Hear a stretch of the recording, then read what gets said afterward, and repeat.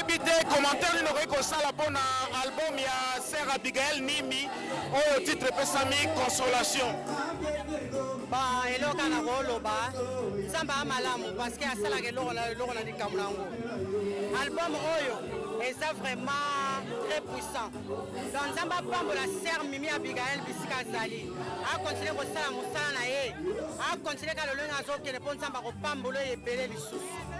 Merci. Merci beaucoup. Merci.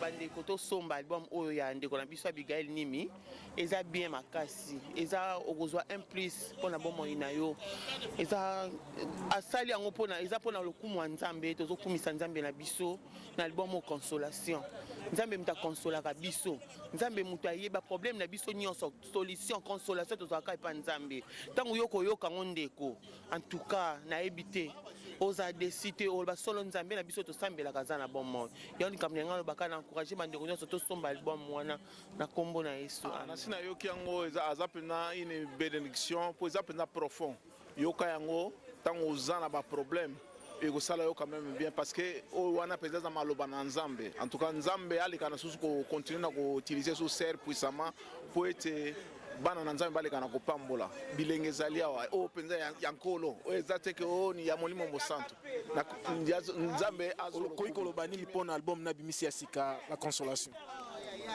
Eza malamu mingi eza vraiment bien et puis ezopambola bana na Nzambe na ko conseiller kaka bana na Nzambe basomba ngo bayoka ngo pe bapambola.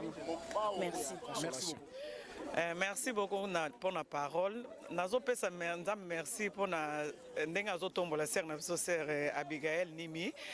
Album Consolation nazo senga mutuyon so azwa chance ko talango pour boza l'édifier. Ez album moko nzamba élevé makasi ezali ozo sentir pendale ozo yokango ke eza Saint-Esprit azolo bakati ya sœur na biso. Et loko dozo senga kage biso ba sambela ka photo ba ko soutenir baninga.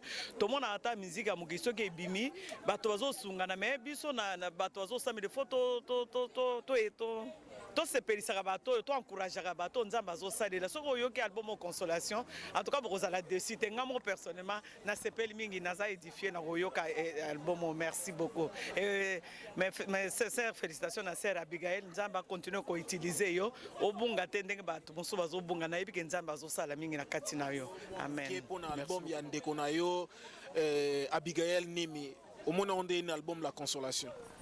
Il y a des bossons à singena au maman Abigail nzamba pambola ye apambole mingi parce que koyoka na yoka ki album na ye écoutez nga na sa ki down mais tant on a yoka ki album na ye en tout cas et consoler ngai ezongi singa lisusu mobimba na présence Nzambe en tout cas bande konanga conseil na opesa mnobo sombango eza vraiment kitoko eza kitoko pe boko sepela o nga na vivre pe boko vivre ngo Nzamba pambola bino amen. We have a new CD by our sister Abigail Nimi. The theme is Consolation. So I'm going to ask my sisters what they think about it. So Sister Lorene? Well, the CD is a really good CD. It consoles my heart when I listen to it. So it's really good. Glory to God. Thank you. Ceux qui m'ont salué malamu na kati ya communauté, il faut qu'on encourage, il faut qu'on dimaye, il faut qu'on pousse aye liboso pour asala susu makamba malamu susu na avenir. Bomoni album oyo ya sœur na biso Abigail Nimi to sengi na communauté nyonso to. Et ça nango moins cher. Koluka te ke okende ko pirater tous ces atinate.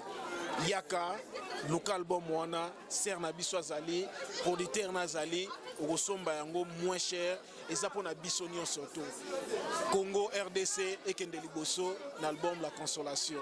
Merci to sepeli na album yango to pesi bino nyonso merci esombami pe endimami.